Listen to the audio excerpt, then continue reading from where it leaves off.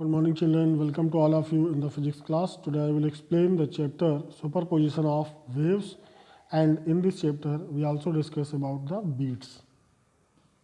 Now what is the principle of superposition of waves?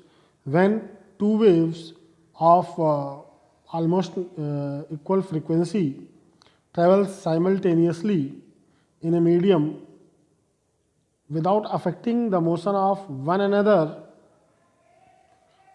then the resultant displacement of each particle of the medium at any instant is equal to the vector sum of displacement produced by the two waves separately. This principle is called principle of superposition. It holds for all type of waves, so it is hold for mechanical as well as electromagnetic waves.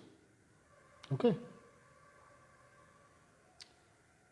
The principle of superposition means if a number of waves are traveling in a medium, then each one travel independently as if the other waves were not present at all. The shape and other characteristic of any waves are not changes due to the presence of other waves. This is seen in practice when we listen an orchestra, we receive a complex sound due to the superposition of sound waves of different characteristics produced by different musical instruments. So we can say that at the last point, the principle of superposition holds not only for the mechanical waves but also for electromagnetic waves. Now what is beats in sound waves? Beats can be understood by the definition when two sound waves of nearly equal frequencies are produced simultaneously, then the intensity of the resultant sound produced by their superposition increases and decreases alternatively with time. This rise and fall in the intensity of sound is called phenomena of beats. One rise and one fall form one beat, that is also shown in this diagram. The distance between one rise to one fall is called one beat. Okay, where the graph or waves is draw with respect to intensity and time. Now moving forwards,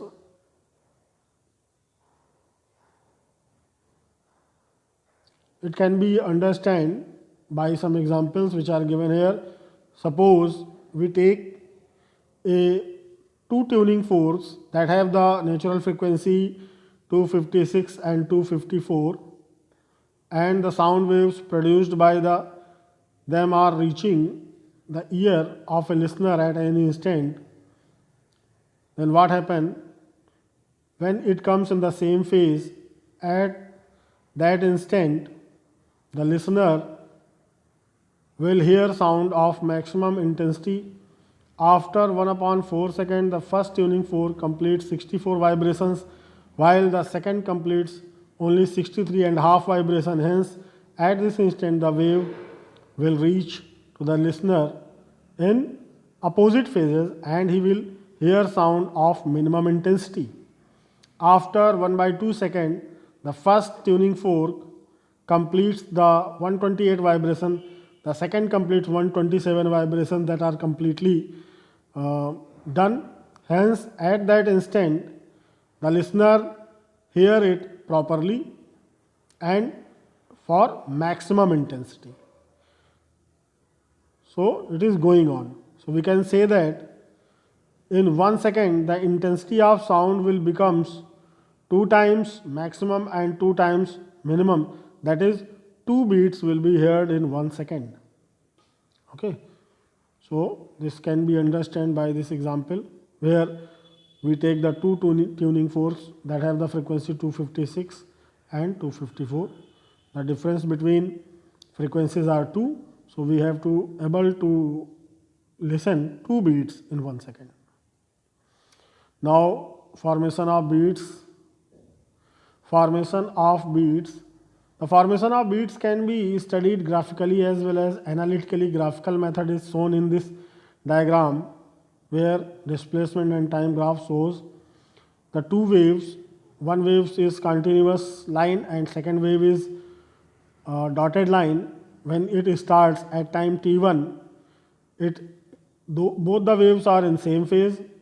However, in time t2, both are opposite phase because the dotted line frequency have little bit less than that of the continuous line, and after time t3 it becomes same phase in the negative y direction.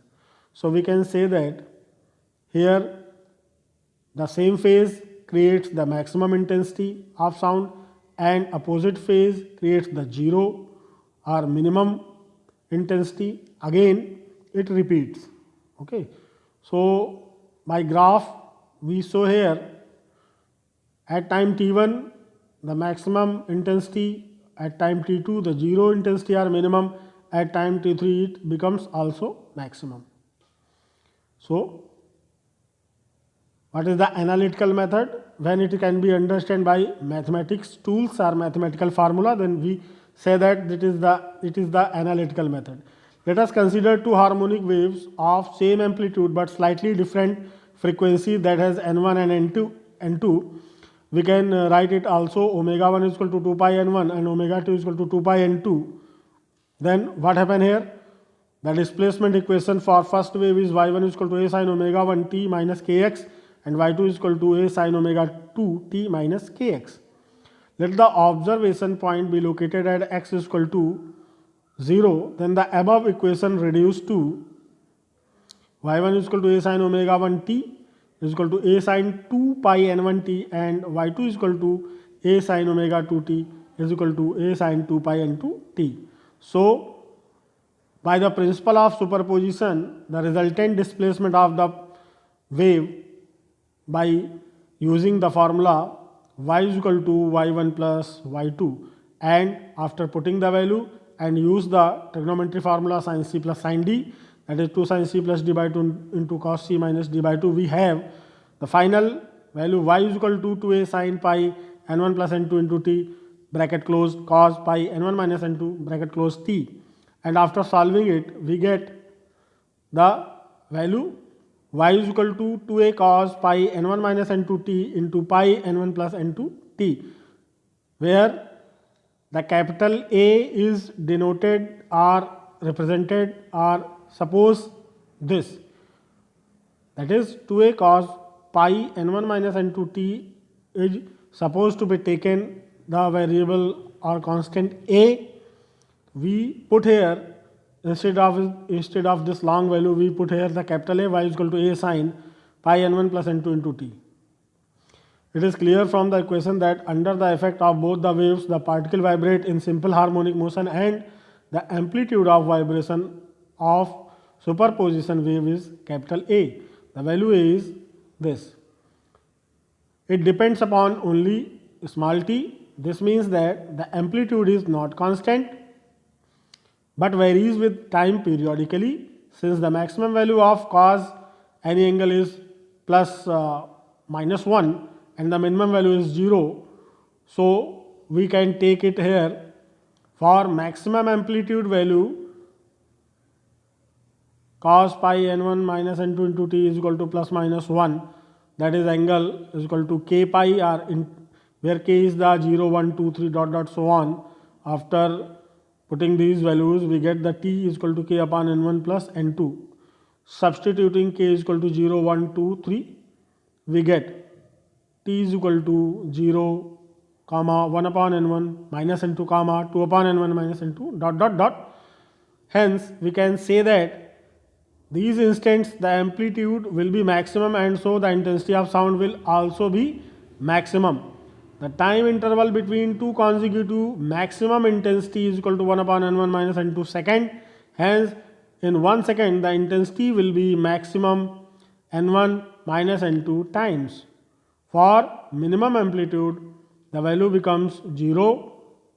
So this happen here, pi n1 minus n2 into t is equal to k pi by 2, where k is 1, 3, 5 dot dot dot.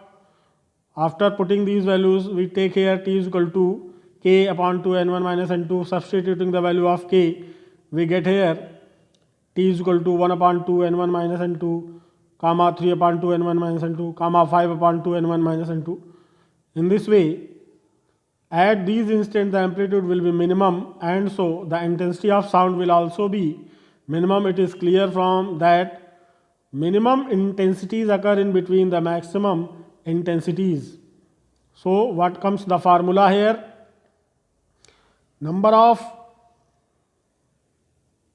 It is clear that 1 second the intensity of sound will be n1 minus n2 times maximum and n1 minus n2 times minimum. Hence n1 minus n2 beats will be heard in 1 second.